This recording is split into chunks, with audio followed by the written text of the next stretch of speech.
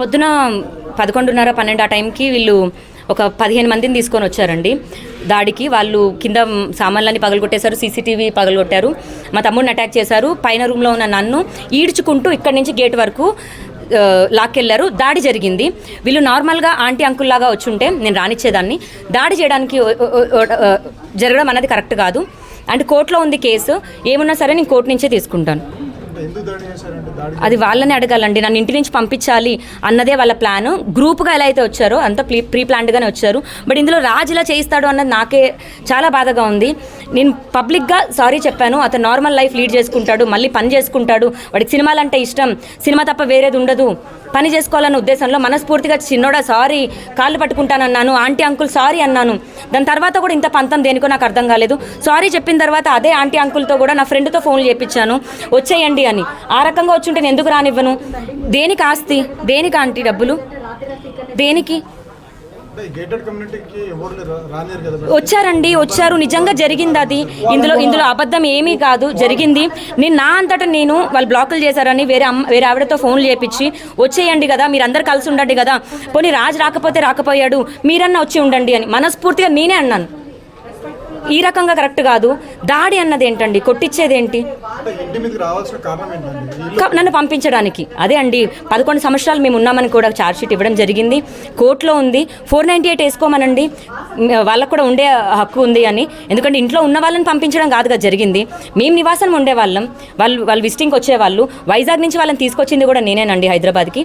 విజిటింగ్కి ఉండేవాళ్ళు. 2018 నుంచి అక్కడ వేరే దగ్గర ఉన్నాము. మామగారు తాతగారు కోవిడ్ టైంలోనే వాళ్ళు వేరే దగ్గరికి ఉప్పల్కి షిఫ్ట్ అయిపోయారు. ఇప్పుడు అక్కడ ఉంటున్నారు ఉప్పల్లో. అక్కడి నుంచి మరి ఇప్పుడు ఈ రకంగా దాడి అనేది కరెక్ట్ కాదు. లావణ్య మేము వస్తామమ్మా, పోనీ కిరాయి ప్రాబ్లం అవుతుందా, పోనీ కలిసే ఉందామా, పోనీ ఇంకా మేము ఉంటాము, పోనీ నువ్వు వెళ్ళిపో, రాజుని మేము చూసుకుంటాము, పోనీ ఏది మంచిగా అడిగినా ఇవ్వనా నేను? ఇల్లు తీసుకునేది ఇదేమీ లేదండి. దయచేసి ఈ గొడవలు ఇవేమీ వద్దు. ఇప్పటికీ కూడా వాళ్ళని అదే ప్రేమగా మాట్లాడమనండి, నిజం చెప్పామనండి ఏం జరిగిందని నేను లోపలికి రానిస్తాను.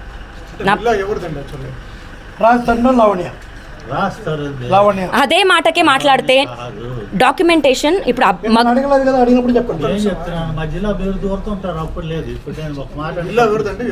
అమ్మాయి అబ్బాయి కలిసి ఉన్నారండి. ఒక జర్నీ అయితే స్టార్ట్ చేశారు. ఆ జర్నీ స్టార్ట్ చేస్తున్న దాంట్లో మరి మేము రాజస్థాన్ ఫస్ట్ హైదరాబాద్ రాకముందు కారు లేదు, మా సొంత కారు ఇచ్చాము. కారు ఎవరి పేరు మీద ఉందంటే నా పేరు మీద ఉంది. రాజు నువ్వు కారు వాడకు అనాలా? చెప్పండి. అదే అండి లీగల్గానే మేము పెట్టిన 80 lakhs మేము ట్రాన్స్ఫర్ చేసినాయి, మేము కోర్టుకి సబ్మిట్ చేశాము.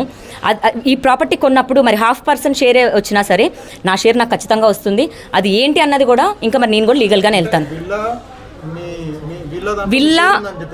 విల్లా నాకు 4 years ఎగోనే రాజ్ ఈ ఇంటిని నా పర్మిషన్ లేకుండా లావణ్య పర్మిషన్ లేకుండా రాజ్ తరుణ్ అమ్మడం కానీ కుదరదు. నా తదంతరం ఇది లావణ్యకే చెందుతుంది అని రాజ్ తరుణ్ స్వయంగా రాసిచ్చాడు. అది నిజం. అవును. కానీ ఈ రోజు మీరు అంటున్నటువంటి గుండాలు కానీ వీళ్ళందరూ కానీ ఇక్కడికి రావడానికి కారణం ఏంటి? అంటే నన్ను పంపించాలి అన్నదే కారణం అండి. నేను కేసు పెట్టిన ఇల్లు లాక్కోవాలని. కోర్టులో ఉన్నప్పుడు ఇంకా ఎలా చేస్తారు, పంపించేద్దాము అని. మిగతా జనాలందరూ మాటలు విని ఆంటీ అంకుల్ కూడా ఇలా మ్యానిపులేట్ అవుతున్నారు. సెక్యూరిటీకి కూడా రాస్తారనే స్వయంగా ఫోన్ చేసి మా వాళ్ళు వస్తున్నారు, మహి అని ఎవరు అబ్బాయి వస్తున్నారు, మా పేరెంట్స్ వస్తున్నారు, అలో చేయమని సెక్యూరిటీకి స్వయంగా ఫోన్ చేయడం జరిగిందంట. మీరు సెక్యూరిటీని కూడా అడగండి ఒక్కసారి దయచేసి. అయ్యో ఇప్పుడు రాస్తారుంది కాదు, నాది నా ఒక్కదాని పేరు మీదే ఉందని నేను అనట్లేదు. మాది, మేము కలిసి ఉన్నాము. లావణ్యకి సంబంధం లేదు, లావణ్యకి దీంట్లో హక్కు లేదు, లేదా లావణ్య తన జీవితంలో లేదు, లావణ్య మొత్తం అబద్ధాలు చెప్పిందని కోర్టు చెప్పమనండి.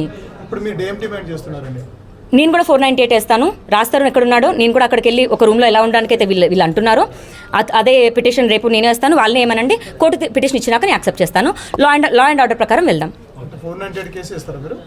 మరి ఇంకా ఇప్పుడు దేనికండి సమస్యమైంది నేను కేసు పెట్టి? ఒక్క నిమిషం ఆగండి. అదే నాకు తెలుసు గొడవలు నాకు వద్దు అనే మనస్ఫూర్తిగా నేను రాజుకి సారీ చెప్పి కాళ్ళు పట్టుకుంటానని చెప్పి నార్మల్గా లీడ్ చేస్తున్నాను. థింకింగ్ దట్ అతను వచ్చి మళ్ళీ పని చేసుకుంటాడని, ఏదో ఎక్స్పెక్ట్ చేసైతే కాదు. వాడికి సినిమాలంటే ఇష్టం, నార్మల్ అవ్వాలని. అంత మంచిగా నేను చెప్పిన తర్వాత కూడా నా పని ఈ దాడి అన్నది మీకే అర్థం అవ్వాలి. ఇంకా వాళ్ళని ఏమి ఇబ్బంది పెట్టాను, ఏమి ఇబ్బంది పెట్టాను? మీ ఇంట్లోకి దూరి అటాక్ చేశారు. 15 మంది వచ్చారు, ఒక 5 బయట ఉన్నారు, 10 మంది లోపలికి వచ్చారు. ఆడోళ్ళు నా జుట్టు అంతా పట్టుకొని లాక్కొని వచ్చారు. కింద వీళ్ళు ఉన్నారని తెలియదు, కార్నర్ కూర్చున్నారు. అసలు ఎక్కడి నుంచి ఏమైందో నాకు తెలియదు. నేను మస్తాన్ సాయి గొడవ అనుకున్నాను, వాళ్ళు ఏమైనా దాడికి దిగారేమో అని. ఎందుకంటే రావడమే అన్ని పగలు కొట్టేశారండి. నేను కింద వీళ్ళని చూసిన తర్వాత అక్కడికే వెళ్ళాలండి, ఎందుకంటే ఇది జరిగింది మరి ఇదే కదా. కింద వీళ్ళని చూసిన తర్వాత అంకుల్ ఆపండి, ఆంటీ ఆపండి అని అన్నాను. ఒక్క సెకండ్ అయినా సరే మేము మాట్లాడుకుంటాము, ఇది మేము డీల్ చేసుకుంటామని ఏమైనా అన్నారా? లేదు. ఇక్కడి నుంచి మళ్ళీ గేట్ వరకు తీసుకొని వెళ్ళారు. దాడి జరిగింది, మొలెస్ట్ చేశారు నన్ను. ఆడవాళ్ళ అయ్యండి, నేను ఏ ఆడవాళ్ళ కోసం అయితే ఫైట్ చేశాను, అది దారుణం అండి, ఇంకా చెప్పలేను. మీరు చెప్పండి అంకుల్, జరగలేదా? సరే.